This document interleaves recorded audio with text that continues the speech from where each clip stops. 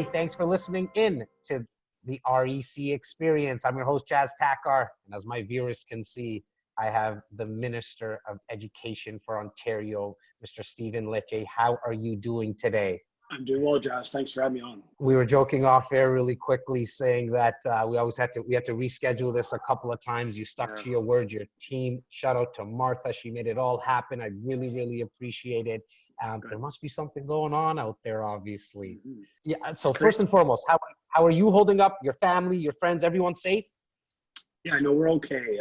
My grandmother's in a long-term care home. She's 96, so I think we all have a bit of concern for our seniors right now, for all of them, no matter where they are. But we're doing okay. We're keeping in contact, and I'm doing the drive-by hellos to my dad and FaceTiming my nieces, and just to try to look. It's not normal. Nothing about this is normal, but I think if we can try to keep our relationships intact, check in on neighbors and loved ones, and just try to be human right now, I think there's a lot of currency for that. I mean, obviously, nobody's ever really been through this, and we're going to talk about it from like an education perspective. You touched on, doing drive-bys, obviously, washing your hands, and things that I hope my listeners and viewers were doing even before this happened, but now being extra careful. But like from a personal perspective, if you don't mind me asking, Minister, like how have you been handling it, and what have you been doing when you're not like obviously in meetings and phone calls and podcasts and being interviewed, like internally, how have you, like your mindset? Yeah, look, I'm okay. I mean, honestly, I'm a fairly strong person, and I've been able to endure this without much trouble. And I think it's largely because I'm just so busy. I really feel for people who they're busy, but they're home. I'm staying home. I'm doing my part to the extent that I can as a cabinet minister. But at the same time, I think I derive calm from those around me. And if I know my family's okay, my neighbors are okay, my loved one, my friends, I'll stay fairly calm. I think it's when it gets that personal level that you really get a bit anxious. But so far, people have been amazing. I want to give a shout out to everyone watching just for doing their part. For when people say one person, not one man or woman, can make a difference in the world, literally one person, both for good and very much for bad, can make a difference here. So I think that personal responsibility, that sense of civic duty and moral obligation to each other as citizens in this great country, I think what I see is a lot of people are taking it seriously, and I'm very grateful for that because we have to.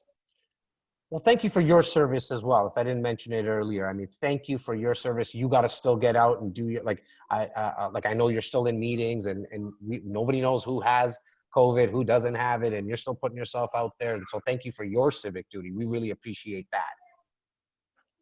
And so with that said, Minister, I'm sure you've been getting this question thousands of times a day, but I need to ask it because my viewers want me to, and I'm sure you're tired of answering it. What do you personally think when and there's no going back to normal? I'm okay with that. I know that. I think most people do. But even getting back to somewhat the new normal, like getting back to the new normal. What's your thoughts around that? Look, I think we will return. I mean, look, this country has overcome incredible difficulty and adversity throughout our history, over 150 years of challenge, but we've overcome it, and that's been the spirit of this province. So I'm not one of these, pessimistic people. I know this is a challenge. It's a human challenge for every one of us. It's an economic challenge, a health challenge. Like, don't get me wrong. This is not great. It's sort of brutal for all of us, I think even for our own psychology and mental health. But at the end of the day, I see light in the darkness. I know we will emerge from this stronger. But it requires us to be really grounded in science and medical advice. And the Chief Medical Officer of Ontario, who I'm in touch with quite regularly, has said to me that, he needs a bit more time, which is why the Premier made clear that he'll extend the school year. We will extend the school year beyond May 4th. We are discussing right now, as we speak, pretty much, in the coming days about what that extension should look like. So, I know parents want predictability. The challenge with COVID and this global pandemic is there's not a lot of that right now. Everything, it's the unknown, it's the fear of the unknown. We just don't know what we don't know. We don't know what it's going to be in a week, let alone days. So I'd rather be transparent, acknowledging that with you, Jazz, and your viewers, and say, listen, folks, it's not perfect. In my business, that's not a good answer. I would want to be able to provide you granularity and definition, but I also think people recognize that it's a fluid reality. We've got to respond to the challenges as they come to us. So right now, our plan is to extend. In the coming week, we hope to be able to provide that clarity of what that will look like, how we're going to keep kids in learning. But we launched a program, Jazz, I'm pretty proud of. a learn at home program where teachers lead the way, where we get them back involved and take that responsibility, shifting it away from the parent to the teacher. We're the only province in the country that really has this type of virtual distant learning program where 2 million children in a matter of days went from in class to online. Now I get it. It's so, it's imperfect. This whole reality is imperfect, but it's an amazing start. And I think it speaks to the work of our educators, the partnership of our teachers, and the willingness of students to try it out. And it's a good backstop. It's not a replacement for in-class instruction, obviously, but I think it could be a powerful backstop should this ever happen again, including in the fall when they talk about these second waves and other challenges that could be thrown at this country. It's funny that you mentioned the online stuff, right? Just everything in general, I find like you could pick up your groceries online from grocery stores and like pick it up from Walmart, for example, and they would have it set up. You could do a lot of online shopping, but the shift wasn't significant until COVID happened. It's like, now we know, like, okay, like I'm just going to do majority of my stuff online. And so it's a good point that you mentioned, like if this happens again in fall, we're that much more prepared. Yes, and we've got to learn lessons. I mean, in Ontario, we actually were the first to close schools in the country. We're one of the first in the industrialized world. We led on this. We started building a plan, going back to the early winter. So like, if this gets bad, what are we going to do here? How are we going to ensure we've got a program in place? So we started to have those discussions. It's why we're able to, in days, go virtual, bring kids online. It's why we were able to provide bilingual content, the Learn at Home website. It's why we're able to do emergency childcare for frontline workers. I mean, a lot of these things don't happen overnight. We've been methodical and thoughtful. Some of the stuff is getting thrown at us without you could even think of. So we're responding, but we're trying to be proactive. And I think, parents appreciate the effort with the recognition, folks, that it isn't the ceiling, right? It's the floor. Now we want to build upon that as a standard and do better.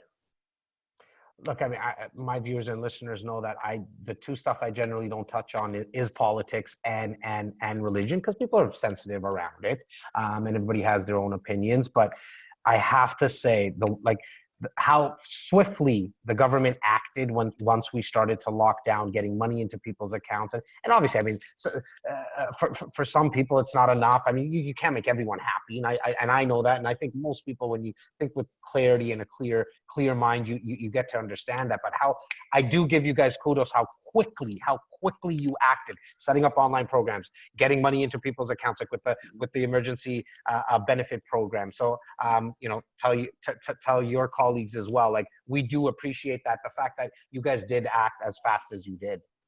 Yeah, and I think speed is actually one of the greatest weapons in a pandemic is speed and decisiveness.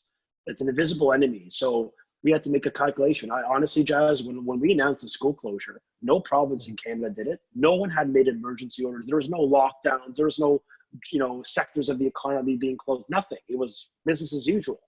People were going away to March break. I mean, like, really, they were leaving that Thursday before the March break. And so my point is, we had to make a decision. How do we change the psychology of people and human behavior so they get that this is real? And more importantly, are you surprised how quick the society actually self-isolated, and how fast we were willing to take this on? Yeah, because in our lifetime, I don't think there'll ever be a greater change in human behavior. Honestly, even the way, like, if I met you next, like, I'm not sure how I'll meet you. I may do one of these, I may do an namaste. I don't know, but even that, right? Like, we sort of simplify, we take for granted. Even like, I'm Italian. My parents are Italian immigrants. God bless my 96-year-old nonnas, my grandmothers. They want to kiss me, and let me be honest with you, I want to hug them and kiss them too. But they're older, so like a lot of these questions, and I think it's unfortunate that even simple things like hugging your daughter or your son or your niece or my nieces, that kills me to think about it. But I'm overwhelmed by a sense of responsibility to keep them safe. So yes, it's going to change, but change is difficult. But I think as long as we're all doing our part, we're going to keep people safe, and that's ultimately what matters, right? I got to be very respectful of your time. So I'm going to rapid fire some questions at you, if you don't mind. As I told my viewers and listeners, I'm going to be speaking with you. Obviously, I got flooded with questions. First and foremost, my question to you personally is if like this goes past May, and obviously you guys are thinking about how you're going to handle it, to what date, are schools going to be shut for the rest of the year? And then go right into the summer, and summer starts kind of thing? We don't know that yet, just because the chief medical officer hasn't, he's not able to model out what this looks like in a month. We're going to probably take a staged approach, be Okay. transparent about that, continue to, right now we've set it until May, then we're going to confirm the next extension. We're probably going to do that in the next coming days. We're not going to let folks wait. But again, it's not that we're not delaying this because we want to, it's because we need advice. We need medical data that informs public policy decisions. So I guess my answer to you is parents will know soon. I think students could stay on track, learn this year, graduate this year, because we've got a program, unlike some programs, that actually allows them to learn, submit marks, and get a report card. And that's really what's critical. So in terms of report card, like, Mr. I was a student that I loved school, but class kind of got in the way sometimes. So I was like getting 49 and 52 and 57. I was just kind of squeaking by. I was more meant for this. Out of 60, by the way, right? Yeah, I like that. Yeah. Let's clarify that. So what happens with somebody who's just kind of on the fringe of graduating? Like, does it get rounded up, or what happens with their marks? How does that work? So for high school students, we've given guidance through the ministry to school boards, to teachers, that this period of time is not meant to reduce a student's mark. It's an opportunity to continue learning and to augment, to improve the mark should the student actually be able to perform well on assignments. Meaning, the teacher could give work to a student. Let's say the student needs to improve their marks. Between the closure period in March and the end of the year, right now, teacher could assign work. The student does it, they do it well, their marks are likely going to go up. We've sort of said to them, this is a difficult time for these kids. Let's use it as a way to strengthen marks or keep them as they were when they left school, in March. So we're trying to be reasonable, because not for anything, we got to be respectful. These kids have mental health challenges, there's anxiety, there's pressure, there's challenges in the home. Not all homes are equal. Some parents are essential workers. Like, there's a lot of consideration. So my obligation is to say to these children, you're going to graduate. We're going to remove the impediments. I removed the 40-hour volunteer requirement. I waived that. I said, okay, try to do something COVID related from the comfort and safety of your home, but it's really the EQAO literacy test. You have to do that before you graduate. I waived that as a one-off. So my point is, I'm removing the impediments, trying to make it easier, and I'm working with school boards to make it clear, including the Minister of Colleges and Universities, let these students graduate and get into post-secondary this September. That's what we're going to do. Okay, I think that sounds very fair. In terms of, you mentioned like certain home situations are different. I grew up in Rexdale, and so people in my community couldn't necessarily afford some of the technology that's needed. Now, I heard that there was some program in place, and correct me if I'm wrong, where families were actually getting computers sent. Now, I'm not sure if that was only in the Peel region. Was that also in Toronto as well? And what's your comments, or how do we get around someone who can't even afford like a laptop, for example, to get their students educated? Yeah, listen, my parents were immigrants that came to the country with no money and no language skills, and you never want to forget your roots, right? So there are folks out there that work hard, no fault of their own, but these kids don't have the same opportunity. So today I was with the Premier of Ontario, and we announced a program, a partnership with Rogers Communications and Apple, where we have tablets, iPads, for example, with internet and with the education software built in, being sent to literally tens of thousands of students. As I speak to you right now, thousands have been sent. The rest of them are being sent this week and in the coming week. 21,000 so far. Now listen, each school board is going to do this. They're going to set a criteria, and they do. They already have technology, but we've just got 21,000 more. And that's because the province I literally called the CEO of Rogers Communications and built a program that made sense, that's affordable for you. And it's free for the student, obviously, the parent, but affordable for the school board. So I'm going to leverage the spirit of this province, partnerships with the private sector, public sector, whatever it takes to get access to technology and to the tablet itself. I want you to talk to some parents out there that, because, I feel like there's kind of three divisions. There's the teachers, because we need to really, the teachers are having a tough time with this as well. Then there's the parents, and then there's the students. But then there's parents that had to deal with kids like me that had a hard time sitting in class and get even my kids. I got a 6-year-old and a 4-year-old, and I even hear them in the background right now with mommy. That mommy's trying to get them to sit down and do something that's educational. Some advice, some tips for some parents that have kids kind of similar to me that just had a hard time sitting down. I know, listen, I appreciate that The kids are energetic, to say the least. And I also I appreciate like that word. That's a good word. I love that. Yeah. I'm being diplomatic, but Yeah. but I got two nieces, and what I'd say to you is, we're trying to give every resource to a parent to do their job well. The first is we're trying to remove the obligation that a lot of parents feel that they have to be there every moment of the day. Now, some parents will do that regardless. God bless them. That's their choice, and I respect that. Some parents don't have the time to do that, or they're not physically home. As we said, there's different families out there. So I guess my point is the reason why I emphasize teacher-led learning is because I want the educator to lead the way in this respect. For those parents that are at home, I've unveiled a website, ontario.ca/learn at home. Ontario.ca/learn at home. That website is curated, curriculum approved, teacher developed materials in this province, made in Ontario content, approved in English and French for your child to be stimulated and educationally involved between kindergarten all the way to grade 12. We are going to be, every week we unveil new content. So we're doing that. We're providing guidance videos and best practice videos for educators, how to teach online. We've had those maxed out, so amazing professional development there that we're offering for free. We're providing videos and guidance to parents, and we're providing mental health support for the kids, because honestly, these kids are anxious, and I mean, you will know from your own friends and family that they don't know what they don't know, and they're frustrated. They want to see their friends, they want to see their teachers. So we've announced $12 million in mental health supports for organizations like Kids Help Phone. Amazing. Super important. It is. And if every child's watching or parent, and you want your child to reach out, just text message connect to 686868. The province gave over $12 million to support these causes, and it's going to make a difference. Yeah, because I've been saying, from an economical perspective, we're going to be in a new normal in that sense, and we got to deal with that. But economically, we generally always bounce back. It's the mental health that's always been concerning to me. I've been very lucky and blessed.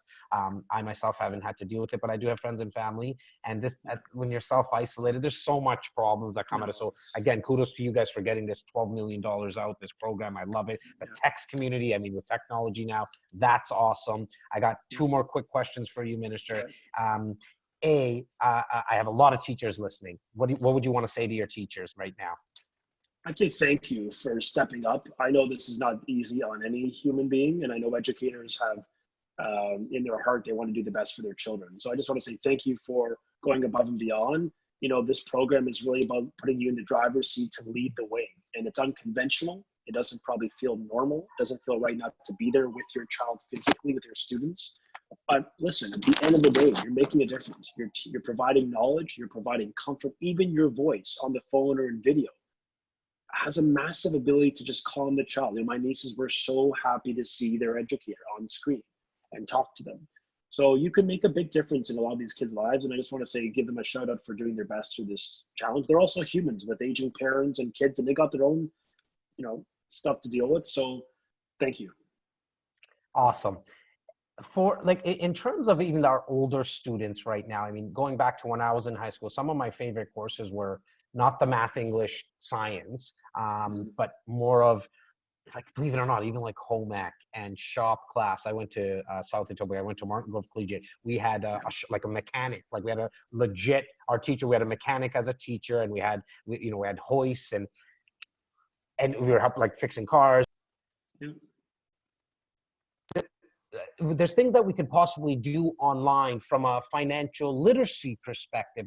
Is there any thoughts about that? Because I feel like, in that age group in high school, it might be a good time for kids to start learning the importance of saving money and what is compound interest. Is there any thoughts around that?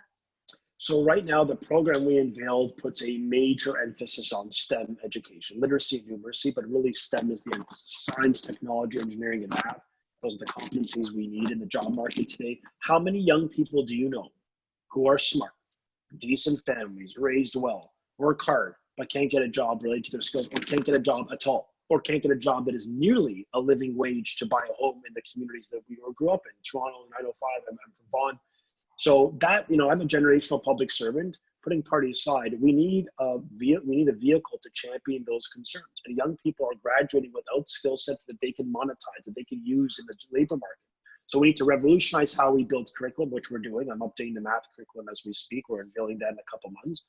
And financial literacy for the first time in Ontario history will be codified. It will be actually built into the elementary curriculum, meaning for the first time in Ontario, we're ensuring financial literacy for elementary kids starting in grade 6, 5 and 6, Wow. as young as that. Awesome. So that's a good start. I mean, it wasn't there before. So we're starting it early. We're trying to create that sense of discipline financially. And budgets don't balance themselves, like not for anything. It's difficult to save, right? In this economy, let alone the COVID economy, the former economy. So we're trying to make life easy. We've provided that financial assistance, as you mentioned, the $200 for every child up to 12, $250 for every child with special needs up to 21 years old. We're making relief. We're cutting hydro rates. We're going to do a variety of things to make life affordable. But for these young people, I want to give them confidence that when they graduate and they go to college, university, maybe take on loans and debt, that they're going to get a decent job. They're going to be able to afford a home and graduate with some dignity. That's why my parents came here. And for your and I generation, we need to be absolutely committed to making sure that the next gen, for your kids and for my nieces, that they're able to achieve the same aspiration that we were. And I think that's something that, we got to keep striving for and working hard for. And I tell you, I'm very much committed to that because I want the next gen to be more prosperous, more free, more secure than my generation, which, we live in an amazing country, honestly. No place like this on earth. I mean, look, majority of my listeners are obviously here in Canada, and we have some guys like right across the country, but I mean, hands down, this is, it's the best country in the world. I like to say it's the best city in the world as well. Really quickly, speak to the students. Like, I'm not sure what age group your nieces are in, but what are you saying to them? Like, I want you to close it off to kind of speak to the students. I would just say that, our country, throughout our entire history, we faced challenges and adversity. We've seen tons of difficulty, war and pandemic and natural disaster and national security challenges. No matter what has been thrown at this country and our people, we have persevered. We've overcome the challenge, more united, more free, more prosperous, stronger than ever before. And I think that will be our country's story when this chapter sort of concludes. And so what I'd say to young people is remain optimistic, be hopeful, keep working hard, never lose sight. It's not the end of the world. We are going to get through this, literally. And in a matter of months, with hard work and commitment of all of us playing our part, you will be able to go into a school and see your friends and be able to enjoy what I know brings you happiness. But for now, we have a responsibility to our own family, to our own grandparents and parents and our neighbors to do our part. And I just want to say thank you to the students for being amazing, for staying home, for supporting their families, for staying involved in the curriculum and learning. And ultimately, I just want to give a shout out to the students who are making a difference in the COVID. There's a few students I know in my community that are every week they call seniors in the community just because they're socially isolated and they're on lockdown. Like, it's little things like that. Honestly, we sort of think, oh, we have got to give credit to the organization that's donating 100,000 surgical masks. That's amazing. But can we recognize the kid who spent out of his own volition, his parents didn't demand it, he's calling seniors just to check in. That is what makes our community and our country special. And so I just want to say thank you to the students, and I will see you in class. Mr. Stephen Lecce, thank you so much for your time. I really appreciate it. Thank you. I'm late for cabinet, so please don't tell anyone that, okay? Don't tell the premier. I will not. I will not. Adios. Thank you so much. I appreciate it. Thanks a lot. Thank you. Cheers, guys.